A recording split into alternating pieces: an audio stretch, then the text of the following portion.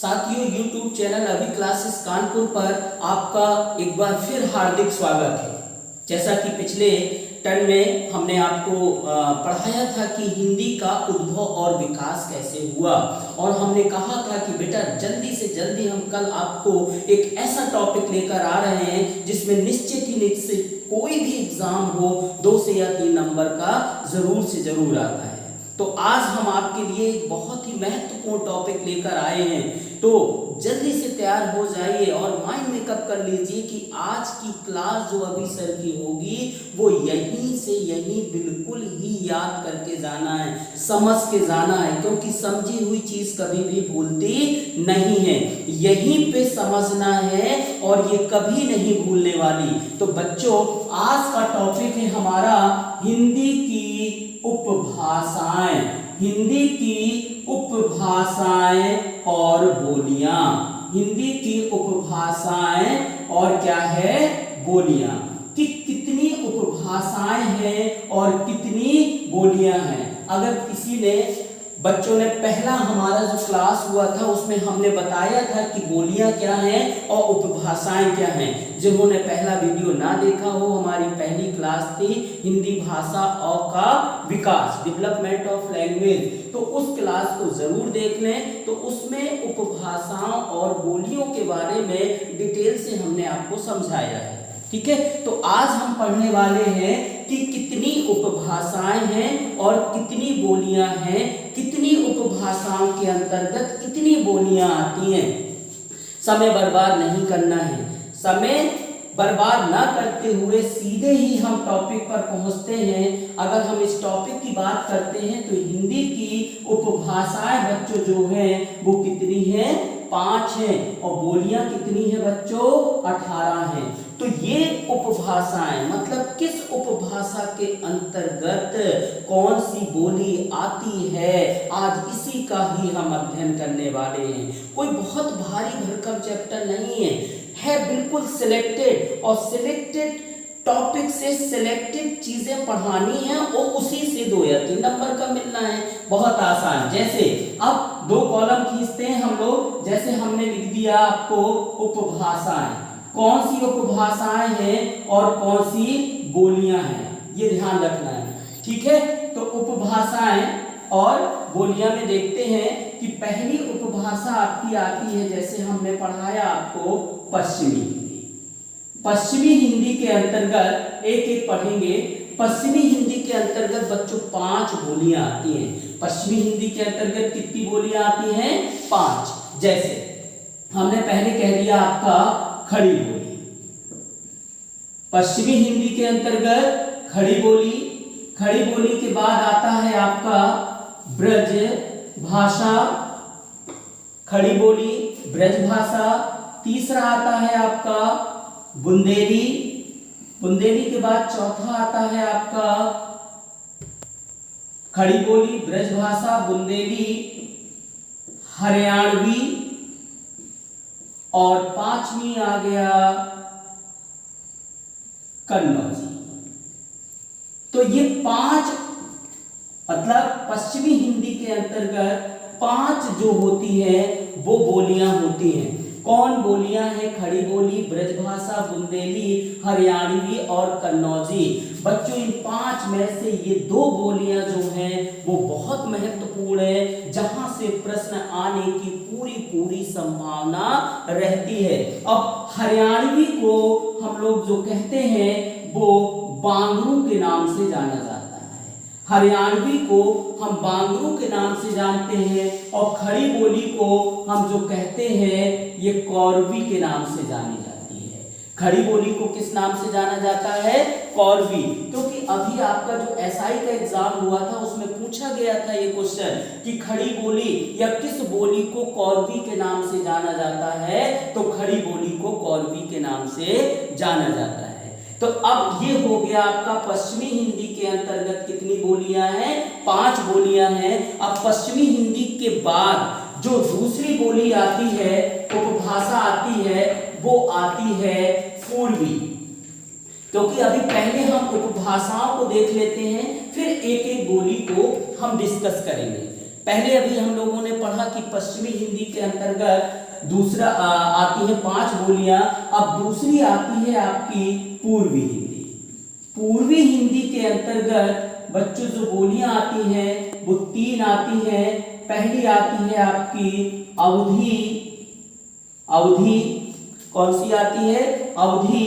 दूसरा आता है आपका बघेली और तीसरी आती है आपकी छत्तीसगढ़ी।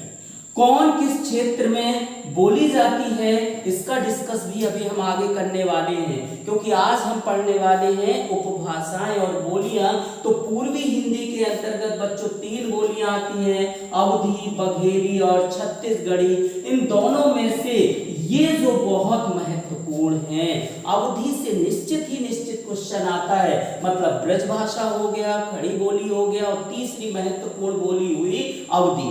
अब आपका हो गया पश्चिमी हिंदी, पूर्वी हिंदी।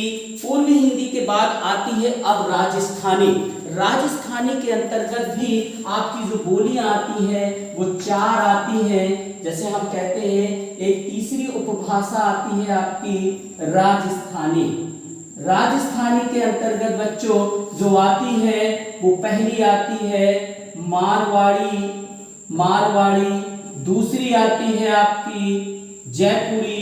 ये नोट करते जाइए, मारवाड़ी, जयपुरी। तीसरी आती है मेवाती और चौथी आती है मालवी। तो राजस्थानी के अंतर्गत कितनी बोलियां हो गई? मारवाड़ी, जयपुरी, मेवाती, मालवी। आपने पश्चिमी हिंदी के अंतर्गत 5 पढ़ी, पूर्वी हिंदी के अंतर्गत आपने 3 पढ़ी, अवधी, बघेली, छत्तीसगढ़ी। क्योंकि उस पूर्वी में बहुत पूछा जाता है कि निम्नलिखित में पूर्वी हिंदी के अंतर्गत कौन सी बोली नहीं आती है। उसमें से अवधी दिया होगा, बघेली दिया होगा, छत्तीसगढ़ी दिया होगा और एक चौथी हो सकता है मारवाड़ी दे दे, तो वहां टिक आपको मारवाड़ी करना होगा। राजस्थानी के अंतर्गत जो आती है वो 4 बोलियां आती हैं, मारवाड़ी, जयपुरी, मेवाती और मारवाड़ी। अब राजस्थानी के बाद आती है आपकी पहाड़ी। पहाड़ी हिंदी के अंतर्गत, ये जिसको उपभाषा आप पहाड़ी कहते हैं, पहाड़ी के अंतर्गत 3 बोलियां आती हैं। पहाड़ी, ये तीसरा हो गया ना। पहाड़ी के अंतर्गत जो बोलियां आती हैं वो 3 आती हैं। कौन कौन सी आती है? गढ़वाली,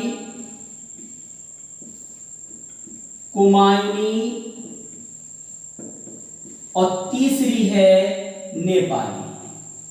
3 बोलियां हैं पहाड़ी के अंतर्गत, गढ़वाली, कुमायूनी और नेपाली। कौन किस क्षेत्र में बोली जाती है अभी डिटेल से हम पढ़ने वाले हैं। तो आपकी पश्चिमी हो गई, पूर्वी हो गई और राजस्थानी हो गई और पहाड़ी हो गई।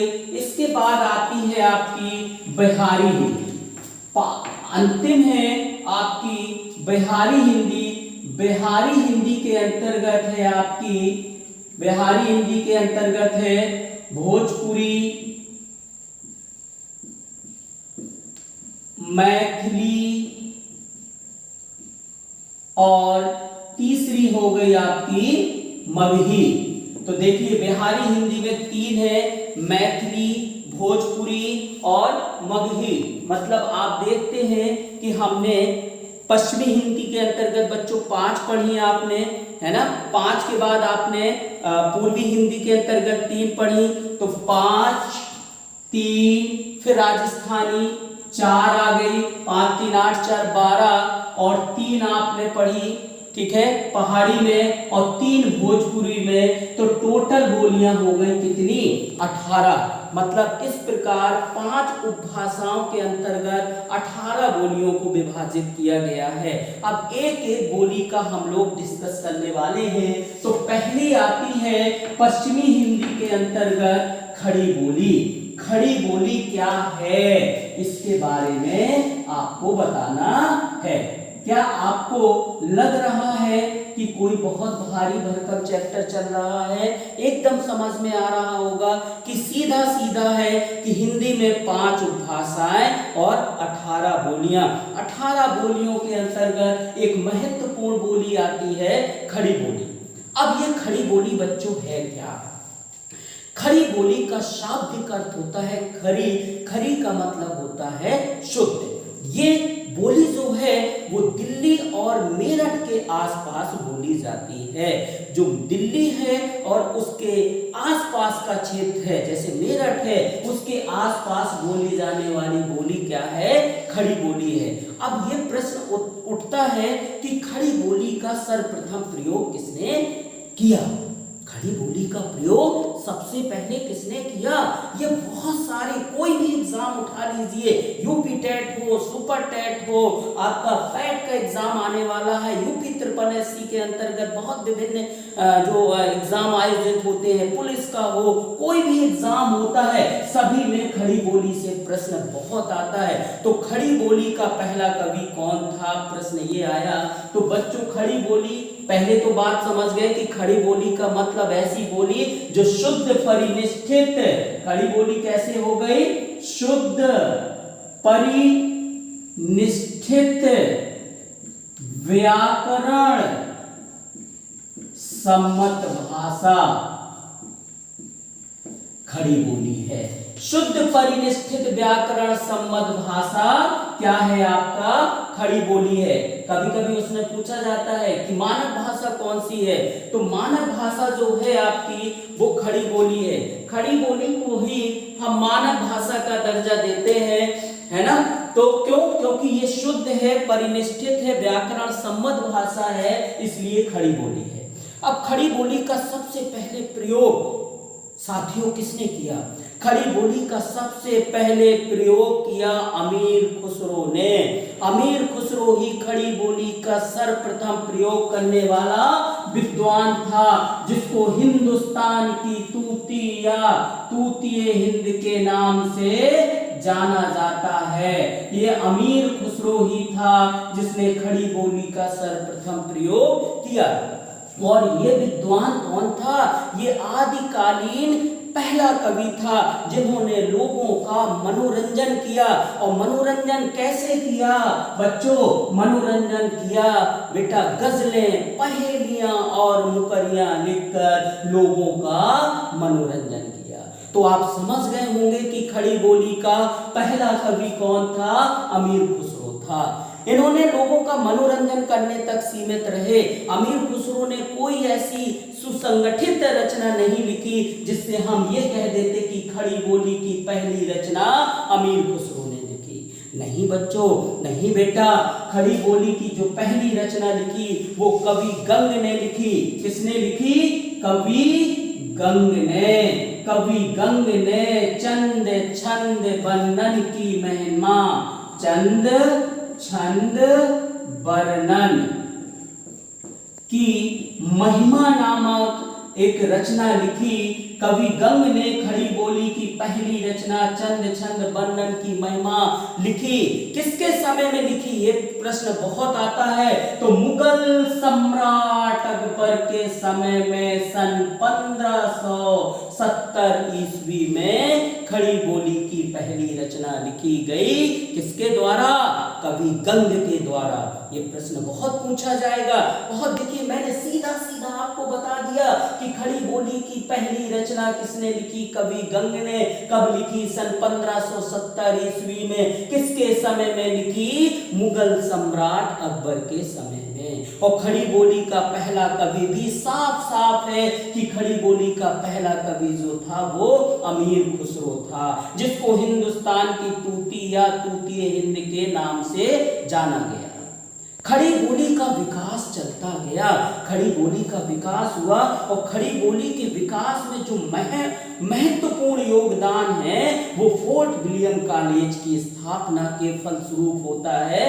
जब बेटा फोर्ट विलियम कॉलेज के हिंदी के 4 गद्यनायकों को प्रचार प्रसार के लिए लगाया जाता है। वो 4 गद्यनायक कौन थे ये आपको हम बता देते हैं, जिन्होंने खड़ी बोली का अलग अलग दिशाओं में प्रचार प्रसार किया।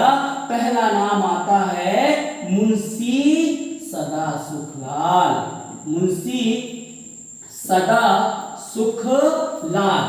समय नहीं बर्बाद करना है, एक एक पॉइंट बिल्कुल डिस्कस करना है। कहीं इधर उधर की बातें अभी सर की क्लास में बिल्कुल ही नहीं होती हैं कि पहले 10 मिनट हम घूम का बनाएं, तो ये हमारी क्लास में नहीं होता है। आपको सीधे चलना है स्टडी की तरफ कि खड़ी बोली के गद्य के प्रचार प्रसार में किन कवियों ने, लेखकों ने योगदान दिया। तो मुंशी सदा सुखलाल, जिन्होंने एक रचना लिखी सुख सागर, सुख सागर। इसके बाद दूसरे कवि आते हैं इंशा अल्लाह खां, इंशा अल्लाह खां। इंशा अल्लाह खां ने बच्चों रानी केतकी की कहानी एक रचना लिखी, रानी केतकी की कहानी। ठीक है, देखिए मुंशी सदा सुखलाल, इनके नाम से ही पता चल रहा है कि मुंशी सदा सुखलाल खुश हैं तो सुख सागर हो गया। इंशा अल्लाह खां है रानी केतकी की कहानी। तीसरा आता है बेटा लल्लू लाल, लल्लू लाल, लल्लू लाल जी का था प्रेम सागर। क्या था? प्रेम सागर। और चौथा नाम आता है मिश्रा जी थे अपने, सदल मिश्र, जिन्होंने लिखा नासिकेतो पाख्यान, नासिकेतो पाख्यान। ये चौथी रचना थी। तो हिंदी खड़ी बोली गद्य के प्रचार प्रसार में 4 गद्य नायकों का महत्वपूर्ण योगदान है, जिसमें मुंशी सदा सुखलाल सुख सागर, इंशा अल्लाह खां रानी केतकी की कहानी, लल्लू लाल प्रेम सागर, सदल मिश्र नासिकेतो पाख्यान। इन 4 कवियों के अतिरिक्त भी और बहुत सारे महत्वपूर्ण कवियों का भी योगदान रहा, लेकिन मेन नाम आता है खड़ी बोली को काव्य भाषा पद पर प्रतिष्ठित करने का श्रेय आचार्य महावीर प्रसाद द्विवेदी को जाता है। जैसे ही आचार्य महावीर प्रसाद द्विवेदी सन 1903 ईस्वी में सरस्वती पत्रिका के संपादक बनते हैं, 1903 ईस्वी में सरस्वती पत्रिका के संपादक बनते हैं, इनका पहला कार्य था कि खड़ी बोली को काव्य भाषा पद पर प्रतिष्ठित कर दिया। ये रास्ता खड़ी बोली का यही नहीं रुका, ये चलता गया। बेटा खड़ी बोली का पहला कवि, जैसे आपने अभी अमीर खुसरो पढ़ा, तो खड़ी बोली का शुद्ध रूप प्रस्तुत करने वाला कवि अमीर खुसरो नहीं था। खड़ी बोली का सर्वप्रथम शुद्ध रूप प्रस्तुत करने वाला विद्वान जो था वो कौन था, ये आप बताइए। ये नाम आता है राम प्रसाद निरंजनी। शुद्ध खड़ी बोली का सर्वप्रथम प्रयोग किया राम प्रसाद निरंजनी ने। राम प्रसाद निरंजनी ने भाषा योग वशिष्ठ जैसी रचना खड़ी बोली में लिखी। ये कारवां यही नहीं रुका, इसके बाद गोरा बादल की कथा जैसी रचना भी लिखी गई। ठीक है, जटमल एक विद्वान थे, जटमल ने गोरा बादल की कथा भी खड़ी बोली में लिखी। तो खड़ी बोली गद्य के प्रचार प्रसार में इन कवियों लेखकों का योगदान रहा। तो खड़ी बोली आप समझ गए होंगे, है ना। रिवीजन करने की बहुत जरूरत नहीं है, सीधा सीधा एक एक पॉइंट लेके चले हैं हम लोग, क्योंकि ज्यादातर बेटा यही क्वेश्चन पूछा जाता है कि खड़ी बोली का पहला कवि कौन है। आपने सीधा आंसर दे दिया कि खड़ी बोली का पहला कवि अमीर खुसरो। खड़ी बोली की पहली रचना कौन सी है? खड़ी बोली की पहली रचना चंद चंद वर्णन की महिमा है। किसने लिखी थी? कवि गंग ने लिखी थी। गोरा बादल की कथा किसने लिखी? जटमल ने लिखी। राम प्रसाद निरंजनी ने कौन सी रचना लिखी? ठीक है, तो भाषा योग वशिष्ठ लिखी। इसके बाद खड़ी बोली के गद्य जो उन्नायक थे वो कौन कौन से हैं, वो हमने आपको चारों बता दिए। इसके बाद अब हम चलते हैं ब्रज भाषा की तरफ। खड़ी बोली अगर पढ़ी, हाँ, खड़ी बोली को कौरवी के नाम से भी जाना जाता है, इसको बता चुका हूं मैं, ये क्वेश्चन भी पूछा जाता है। ठीक है, तो अब खड़ी बोली हो गई। अब आता है ब्रज भाषा। ब्रज भाषा को हम ब्रज बोली के नाम से जाना जाता है। ब्रज भाषा को ब्रजबोली के नाम से भी जाना जाता है। यह भाषा जो थी ये ग्वालों की प्रमुख भाषा थी। किसकी भाषा थी बच्चों? ग्वालों की प्रमुख भाषा थी। और ये ग्वालों की भाषा थी मतलब इटावा, मैनपुरी, राजस्थान का भरतपुर जिला प्रमुख रूप से बोला जाता है। राजस्थान के भरतपुर जिले में प्रमुखता से ब्रजभाषा को बोला जाता है। बाकी आपका जो इटावा है, मैनपुरी के आसपास अलीगढ़ है, यहाँ पर ब्रजभाषा बोली जाती है। हुआ क्या कि ब्रजभाषा का प्रयोग जो है अगर देखें सबसे पहले संत और नाथ साहित्य से प्रारंभ होता है। संत का मतलब हो गया, सीधी सी बात प्रसिद्धि पे चलते हैं अगर कबीरदास जी पर। कबीरदास जी ने ब्रजभाषा का प्रयोग किया। कबीरदास जी ने किसी एक भाषा का प्रयोग नहीं किया, उन्होंने पंचमेल खिचड़ी का प्रयोग किया या सदुक्कड़ी भाषा का प्रयोग किया। उसमें से एक भाषा ब्रजभाषा भी थी। ऐसे ही नाथ जिनकी संख्या कितनी थी? 9 थी। नाथ साहित्य में भी ब्रजभाषा का प्रयोग मिलता है। लेकिन मध्यकाल में इस भाषा का प्रचुर मात्रा में जो प्रयोग किया वो कृष्ण भक्त कवियों ने किया। अब इस कृष्ण भक्त कवियों को लाया कौन? अगर देखें तो सबसे पहले नाम आता है वल्लभाचार्य जी का। वल्लभाचार्य जी ने अपने 4 शिष्यों को मिलाया और भगवान की भक्ति का प्रचार प्रसार कराना शुरू कर दिया। इसी समय इनके पुत्र हुए विट्ठलनाथ। वल्लभाचार्य जी के पुत्र हुए विट्ठलनाथ। विट्ठलनाथ जी ने वल्लभाचार्य जी के अधूरे कार्यों को पूरा करने के लिए एक सुसंगठित कार्य योजना बनाई। इस सुसंगठित कार्य योजना बनाने के लिए इन्होंने क्या किया? एक अष्टछाप की स्थापना की सन 1565 ईस्वी में। सन 1565 ईस्वी में गोसाई विट्ठलनाथ जी ने एक अष्टछाप या अष्टसखा बनाया। अब इसमें इन्होंने क्या किया? इसमें इन्होंने क्या किया कि अपने पिता वल्लभाचार्य के 4 शिष्यों को सम्मिलित किया और 4 अपने शिष्यों को सम्मिलित किया और इन 8 का एक समूह बना दिया। पेपर में क्वेश्चन कैसे पूछा जाएगा? यह पूछा जाता है कि निम्नलिखित में अष्टछाप का कवि कौन सम्मिलित नहीं है। इसमें क्या होगा कि एक कोई इधर उधर से दे देगा। कभी कभी क्या करते हैं कि वल्लभाचार्य के 4 शिष्यों में कौन सम्मिलित नहीं है या विट्ठलनाथ के 4 शिष्यों में कौन सम्मिलित नहीं है, तो बेहतर है कि हम बेटा अलग अलग इनके नाम याद कर ले कि वल्लभाचार्य के 4 शिष्य कौन है और विट्ठलनाथ के 4 शिष्य कौन है। इन 4 को मिलाकर एक 8 का समूह बन जाएगा। तो हम देखते हैं कि वल्लभाचार्य के 4 शिष्य कौन थे। वल्लभाचार्य जी के जो 4 शिष्य थे वो याद रखिए। वल्लभाचार्य के 4 शिष्य जो थे, पहला नाम आता है जो सबसे बड़े थे, कुंभनदास। कुंभनदास के बाद दूसरा नाम आता है सूरदास। कुंभनदास, सूरदास। तीसरा नाम आता है परमानंदास। परमानंदास के बाद चौथा नाम आता है आपका कृष्णदास। ये 4 कवि जो थे ये वल्लभाचार्य जी के थे, ठीक है। और 4 कवि जो अलग थे वो विट्ठलनाथ जी के थे। विट्ठलनाथ के 4 शिष्य कौन कौन से थे? वो नाम आते हैं गोविंद स्वामी। कौन कौन से? गोविंद स्वामी। दूसरा नाम आता है छीत स्वामी। तीसरा नाम आता है नंददास और चौथा नाम आता है बेटा चतुर्भुज दास। ये 8 सखा, ये अष्टछाप के ये 8 कवि थे। ये वल्लभाचार्य के शिष्य थे और ये जो शिष्य थे ये विट्ठलनाथ जी के शिष्य थे। ये विट्ठलनाथ के 4 शिष्य, ये इनके 4 शिष्य, ये 4 मिलकर बने 8। अब विट्ठलनाथ ने ये अष्टछाप या अष्टसखा क्यों बनाया? इनका उद्देश्य क्या था?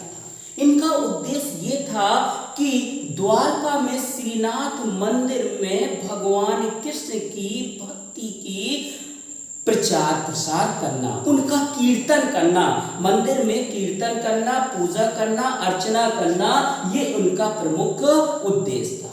तो ये अष्टछाप मतलब सबसे पहले ब्रज भाषा का प्रचार प्रसार करने में एक अष्टछाप का बहुत बड़ा योगदान था। अब आधुनिक काल में भी, जैसे मध्यकाल में कृष्ण भक्त कवियों ने प्रयोग किया, तो आधुनिक काल में भी आपके जगन्नाथ दास रत्नाकर और भारतेंदु हरिश्चंद्र जैसे साहित्यकारों ने भी इस भाषा का प्रयोग किया है। जगन्नाथ दास रत्नाकर ने ऊधो शतक जैसी रचना जो है वो ब्रज भाषा में ही लिखी है। तो बच्चों, आज हमने देखा कि हमने आपको आज खड़ी बोली पढ़ाई और हमने आप दूसरी एक महत्वपूर्ण जो बोली पढ़ाई वो थी ब्रज भाषा। अब तीसरी बोली हम अगले आपके उसमें लेके आएंगे लेक्चर में, जिसका है अवधि। ये भी बहुत महत्वपूर्ण है। आज की क्लास बहुत महत्वपूर्ण थी। आशा करता हूं कि आपने एक एक पॉइंट को नोट डाउन किया होगा और अच्छी तरह देखा होगा। निश्चित है कि इससे एक या दो क्वेश्चन जरूर आते हैं और निश्चित है कि आपको पढ़ने में ये मदद करेंगे और आगे भी बहुत सारी अच्छी अच्छी वीडियो हम आपको डालते रहेंगे।